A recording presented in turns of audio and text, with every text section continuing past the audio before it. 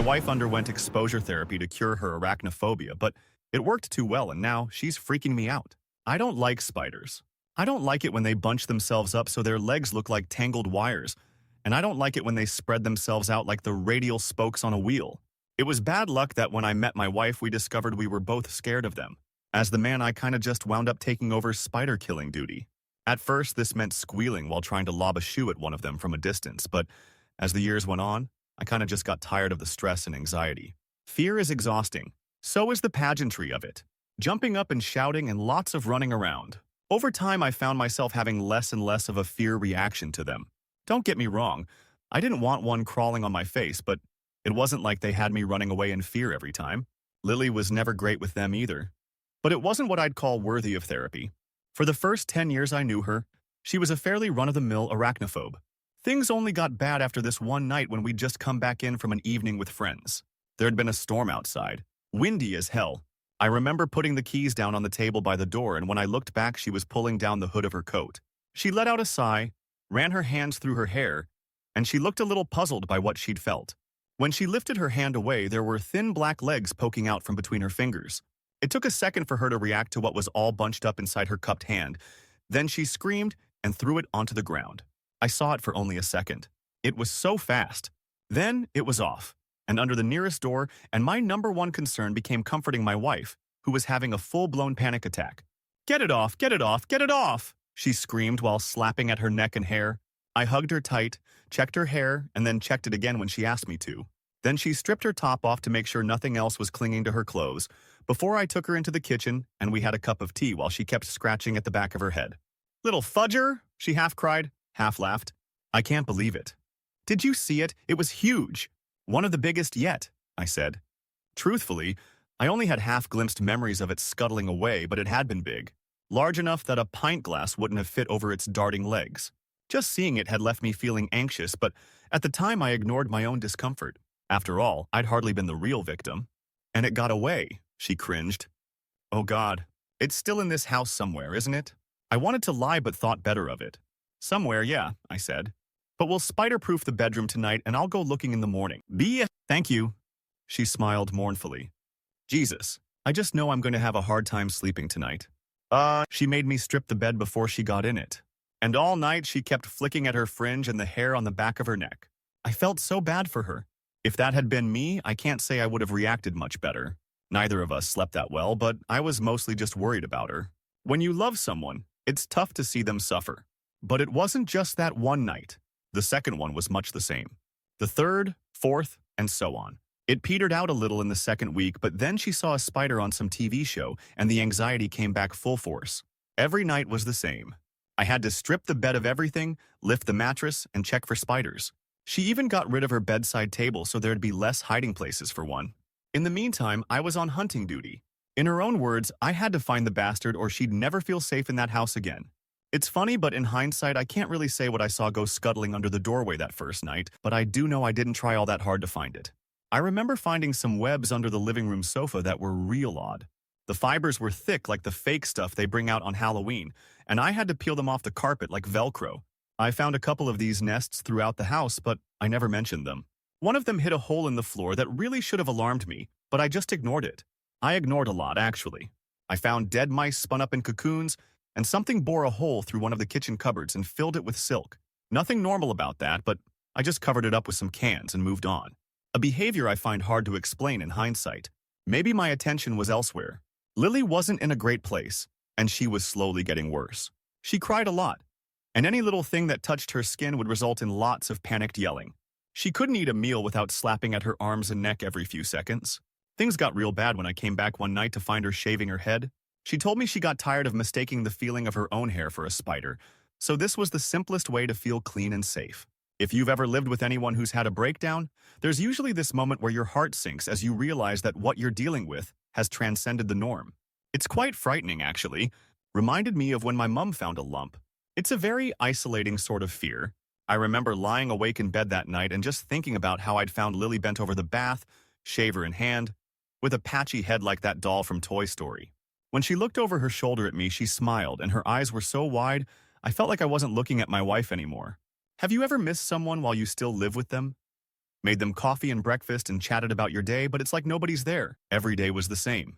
I'd tell her about work, and she'd tell me about how she'd scrubbed the bedroom top to bottom looking for spiders, or started pulling up the bathroom tiles to check for nests.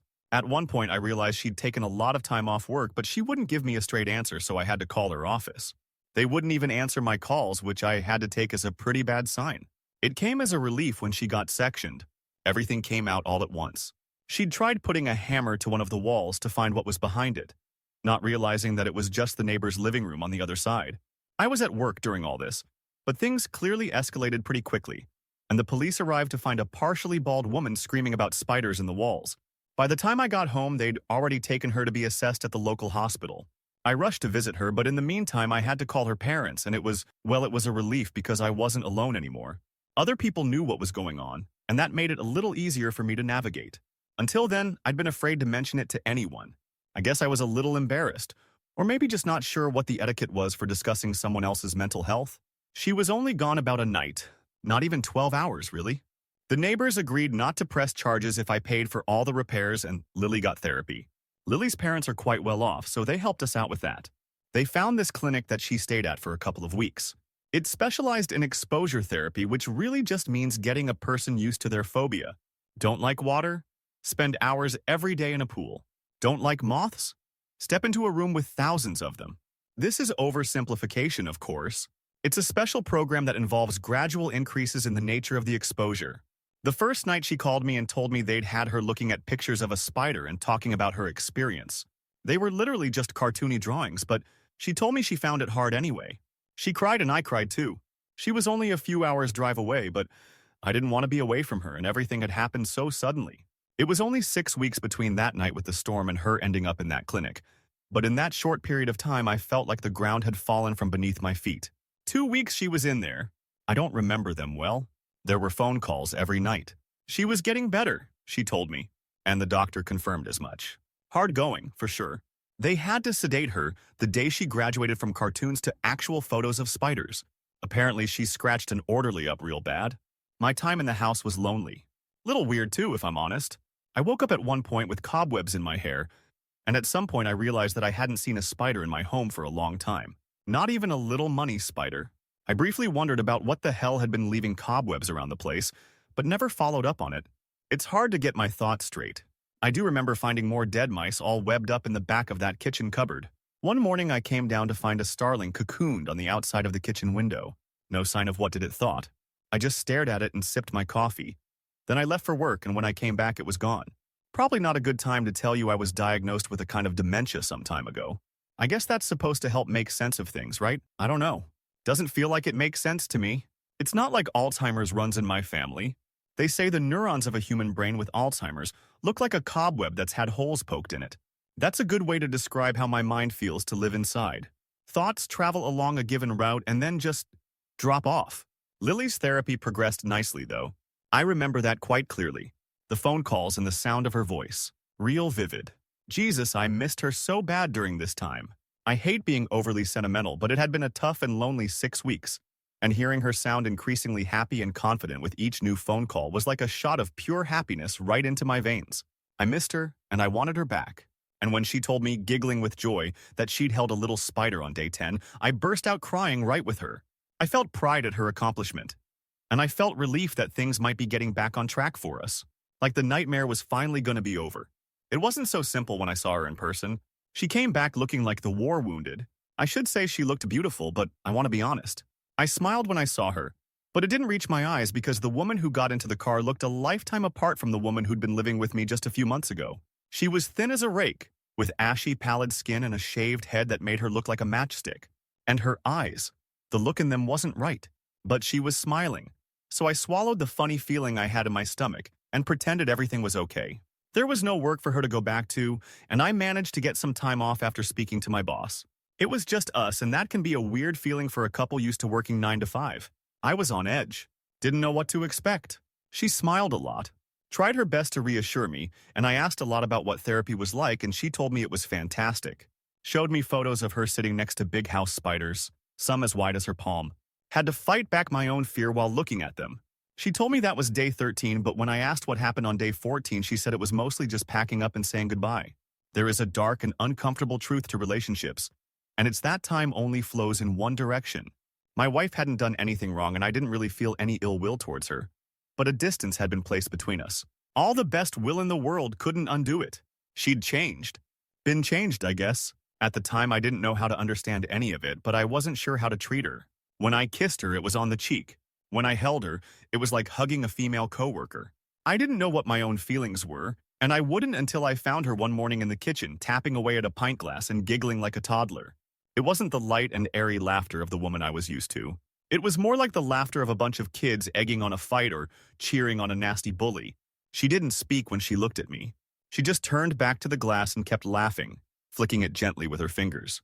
When I walked around the table, I saw it under there. A very large house spider.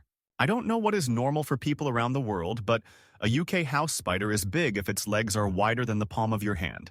This thing was even bigger, with legs bundled up against the side of the glass like spools of segmented wool. And seeing it made me jump way back. I realized I hadn't seen another spider since the night of the storm. And that thing all curled up with legs as thick as hairpins was a real shock to my system. I cried out, and my wife, she started howling with laughter. I mean, it was like a toddler discovering cartoons for the first time. Manic and weird and just so fudging happy, but in a way that was a little alien because I didn't understand the thoughts and feelings that went into that ear-splitting cackle, and it was all wrong coming from her. I waited for her to say something, but she didn't. She just laughed until something in her got tired, and she slowly stopped giggling, but she still didn't say anything even after she'd gone quiet. In the end, it was me who broke the silence. I didn't have a clue what to say. The whole time she was staring at me with her patchy hair and gleeful teary eyes, and I got so desperate to break the standoff that I stammered out the words, "He's a big one, ain't he?" Her face relaxed. Her shoulders slumped. She slipped out of the crazy like it was only ever an outfit. "They'll get bigger," she said. And then she lifted the glass, snatched the spider up, and stuffed it into her mouth. I didn't see it. Not fully, but I stood, frozen in terror, and watched the muscles in her badly shaved head tense and relax as her jaw worked away, crunching at those hardened legs. Jesus Christ, the sounds were bad enough, but when she was done, she looked over her shoulder at me and smiled, and her teeth were smeared green and black with littles of bits of leg and chitin still stuck between the gums. I'm not entirely sure what happened next, but now I knew why I'd felt so different around her since she'd come back. I was afraid of her, like a kid around an abusive parent. I just didn't know what I was going to get. There was always this energy in the room that had me on edge. I'd sit there watching TV, but I wasn't really watching. Couldn't have told you what was on half the time. Instead, every ounce of my being was focused on her. Every breath, every motion. When she got up to use the toilet, I watched her intensely to see what she was going to do. The fact that she rarely did anything except carry on as normal was all the more unsettling because I knew something was wrong and I couldn't stop remembering the way she'd laughed with that thing under the glass. Nights were bad. A lot of the time I'd wake and get the feeling she'd just been watching me, but she was usually fast asleep. Or at least that's how it looked. Sometimes there were furtive movements like she'd just rolled over. I got used to it, thought it was probably just in my head. But then one night I woke up and she was right there, face inches away from mine. I cried out, couldn't help it, shuffled backwards while trying to avoid touching her, and wound up falling off the bed. When I looked up from the floor, she had a completely blank expression. She was just looking at me like a cat watching a fly. "What are you doing?" I cried out, unable to stop the irritation from bleeding into my voice. She shrugged. "Just watching?" Then she rolled over like nothing had happened. That night, I slept on the sofa. She didn't ask why, didn't say a word as I grabbed my things and left the bedroom. I wasn't sure I would manage to fall asleep after that, but I did. And when I woke up, I had cobwebs in my hair. I was lucky if I slept more than a few hours a night after that. It came fitfully, if at all. I woke up too many times to the feeling of something tickling my face and chest, a sensation like someone running a feather over me. Every time I'd come to in a panic, but I never found anything except nearly invisible silk clinging to my skin. Life without sleep was difficult, and I struggled to hide my dislike for Lily. Over time, our habits and routines diverged even further apart. I stopped going upstairs almost entirely.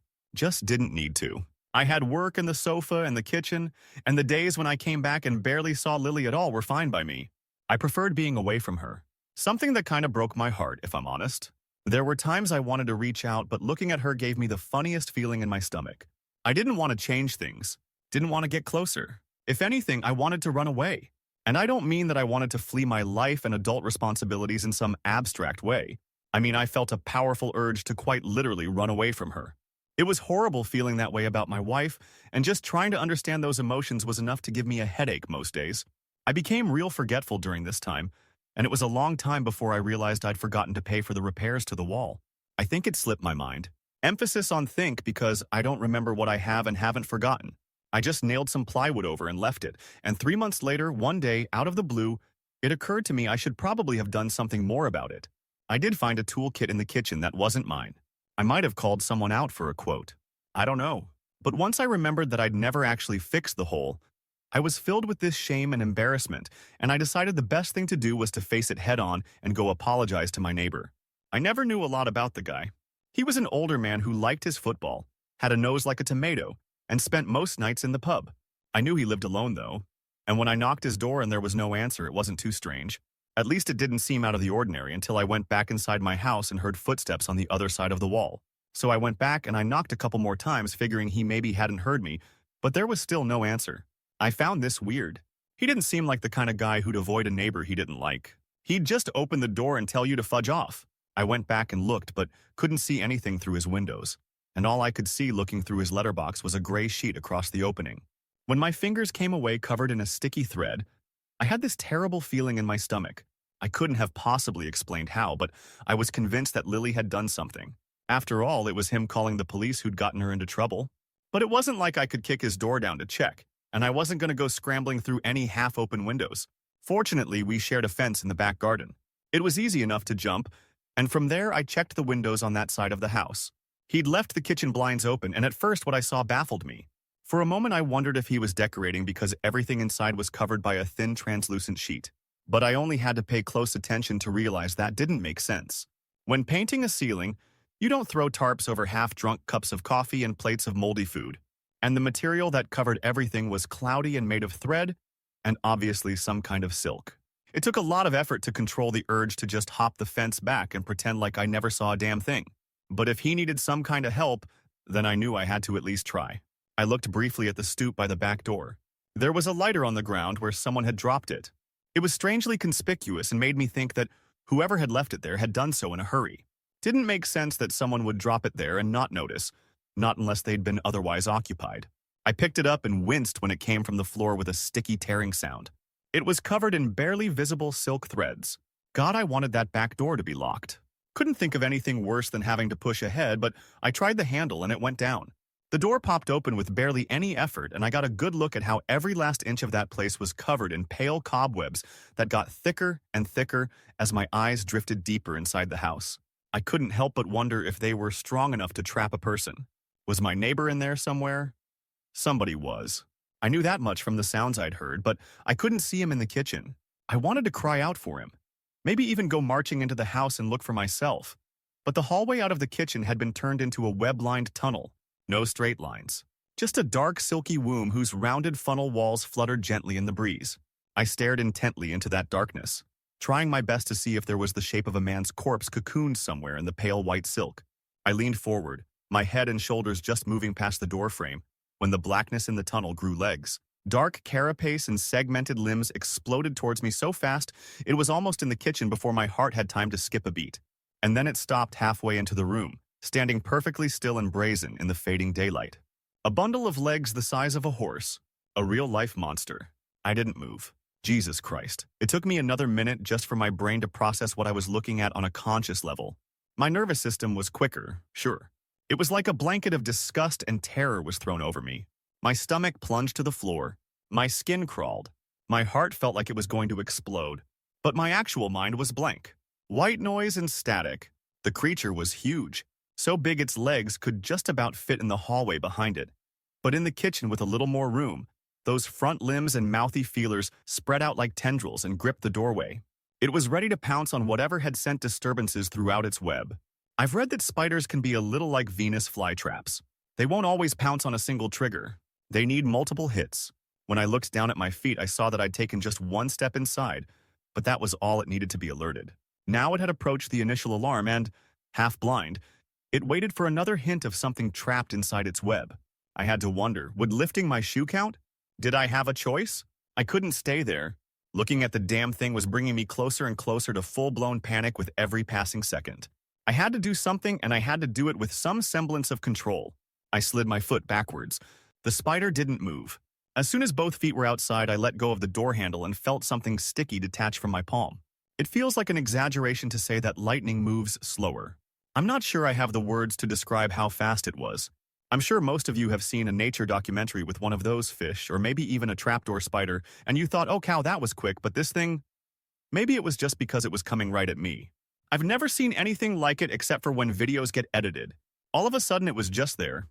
And before I knew it, thick woolly paps were pinning me to the ground and I was looking into a pink slit of a mouth framed by fangs as long as my forearms. They moved independent of each other, and something about the sight of all those wheel-spoke legs and segmented joints clumped together in its thorax sent my mind reeling. I said at the beginning of this that a lifetime of exposure had helped curb my arachnophobia. But there are limits. I blacked out. When I woke up, it was dark all around me. I didn't know it at the time, but the belly of the beast was my neighbor's former living room. It wasn't actually pitch black, but it did take a few terrifying minutes for my eyes to adjust well enough just to be able to see my own body stuck and wriggling beneath me. I was wrapped up tight, and if you've ever heard the refrain that spider's silk is stronger than steel and doubted it, well, trust me, it's true. A few thin threads doesn't give you a proper sense of it. But I was wrapped in what must have been a half-inch of the stuff, and I felt like I was wearing 10 layers of lycra that was too small. There was a tiny bit of give, enough to let me move fingers or toes or even bend a knee just a fraction, but that was it. It was horrifying. I'm not exactly claustrophobic either, for what it's worth, but given the circumstances, I found myself panicking as I tried to get some purchase. I kept thinking if I could get a finger hooked into it, then maybe I could start tearing away. I was desperate, but the more I fought, the more I realized it was hopeless.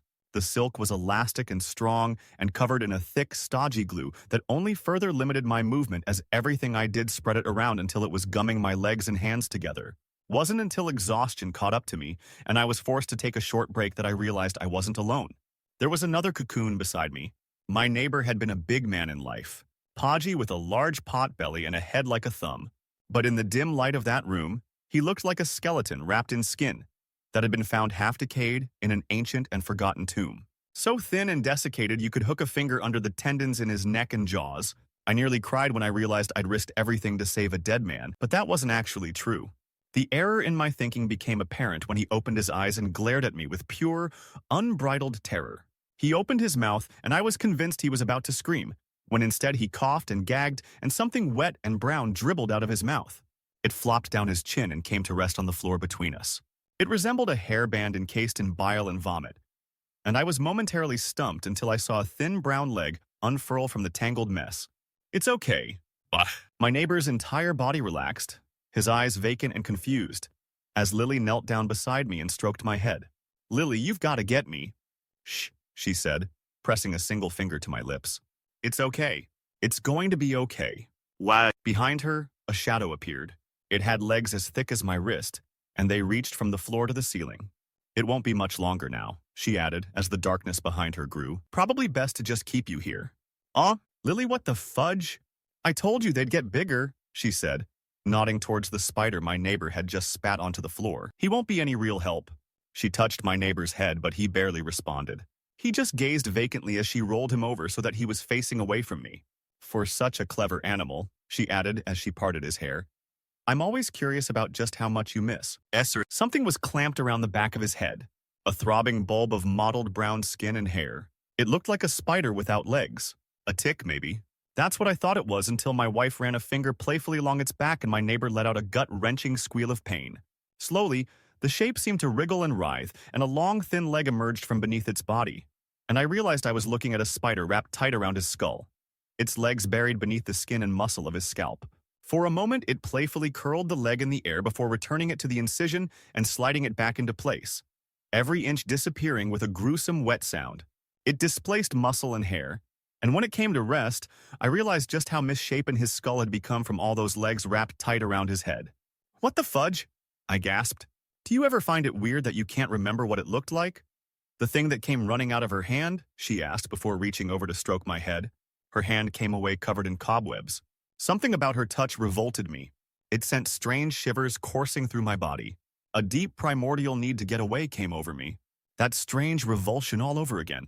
The same one that had taunted me over and over again over the last few weeks. Without even meaning to, I found myself convulsing and panicking, my body trying to thrash violently, but with every limb constricted by that silk, I could do nothing except writhe around on the floor. I tried with everything I had to move my hands, to get some purchase on the silk and tear away at it to free myself. But it was no use. I could do nothing except glare at my wife and the enormous shadow behind her, the one that towered above us both, its great legs clustering around the floor and ceiling. At some point, I grabbed onto my trousers and clenched my fist and felt something small and hard. The lighter. I knew there was great risk in using it, but I had no choice.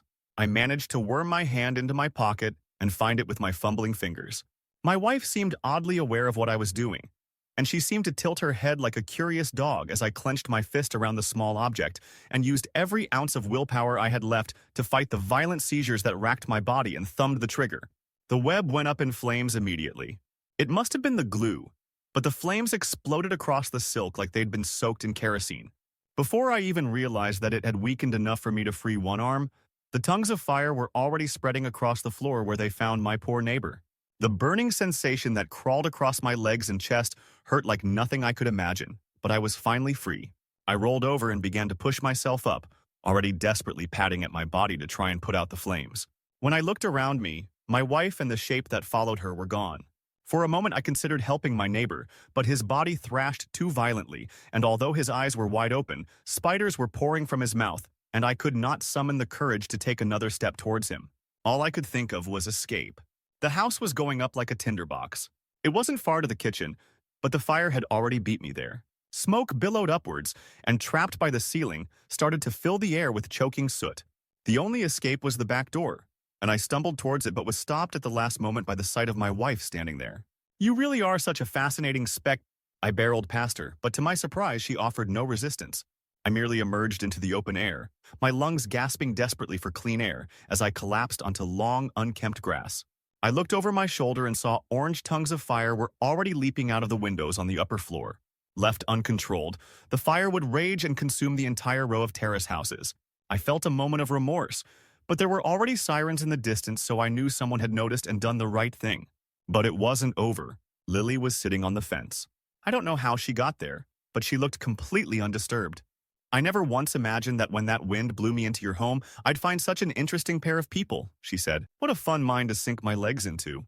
I really had no idea what I was going to find." Let her go," I gasped. "I have," she said with a shrug. "I did, months ago as a matter of fact. There were some incompatibilities, and it just made sense to move homes." She pointed at me and smiled. "I've enjoyed living inside your head quite a bit." Struggling to make sense of her words, but still somehow aware of their terrifying implications, I placed one hand on the back of my head and felt it. Felt her. The mere touch was enough to fill my mouth with a coppery taste, while my vision blurred at the edges. Something beneath my skin shifted, and I felt a terrible pressure behind my eyes. I had to get rid of her, and I only knew of one weakness. "Oh, well," she said as she watched me fumble desperately for the lighter. "Not every relationship has to last forever to be meaningful." I lit my hair on fire. My last memories were of heat and a sudden release of pressure. I couldn't possibly describe it to you. Not really. Something slid out of my skull and Lily waved at me from the fence before she seemed to blink out of existence, and then nothing. Not even darkness. Just total absence. I wouldn't regain a sense of self until the hospital several weeks later. There was nothing left of either house, but they did manage to control the fire before it spread to the others. I'm sure there was still some damage, and to this day I feel guilty about it. I think I was charged with arson. Maybe more. I have vague memories of being wheeled into a courtroom. The doctors have agonized over me for a long time, and one mentioned amateur trepanation. He said I must have practiced it on my wife, at least based on the body they found in my neighbor's house. But I can't really be sure of anything. I am forever dipping in and out of reality. Writing this down has been difficult. I'm not entirely aware where I am right now. One doctor told me I might make some kind of recovery, if it was just normal brain damage. But he'd never seen anything like it, so he couldn't be sure. Feels like it's a different doctor every time I see them. Then again, I don't always recognize myself when I look in the mirror. Of course, that could just be the burns, but I reckon even then I still look a fair bit older than I should. There is one orderly who's stuck around long enough to get to know me. He knows me by name, smiles a lot when he sees me, talks to me about all sorts of things. He seems genuinely interested in me and what I remember. I called him in once to get rid of a spider that had spun a web on the window outside, and he did so with a warm smile. I told him I was deathly afraid of them, And he said he already knew that, but I shouldn't worry because he was going to keep an eye on me and make sure nothing bad happened. I'm glad he's around. Ever since he started working here, I haven't seen many of the nasty little things hanging around my room. I guess he's not that bothered by them. At least not if the cobwebs in his hair are anything to go by.